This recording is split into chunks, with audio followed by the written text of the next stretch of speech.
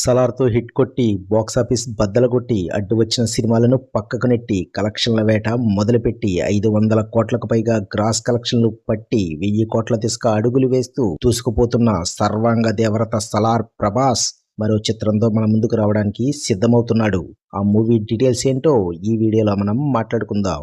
Rebel star Prabhas Maruthi direction లో ఒక movie చేస్తున్న సంగతి తెలిసిందే. ఆ మూవీ ఒక రొమాంటిక్ ఎంటర్టైనర్ గా రాబోతుంది. పీపుల్ మీడియా ఫ్యాక్టరీ బ్యానర్ పై టీజీ వెంకటేష్ నిర్మిస్తున్నారు. వివేక్ కుజిబట్ల సహ నిర్మాతగా వ్యవహరిస్తున్నారు. ఈ సినిమాలో ప్రభాస్ ఇప్పటి వరకు చూడని కొత్త లుక్ తో కొత్త క్యారెక్టర్ లో కనిపించబోతున్నారట.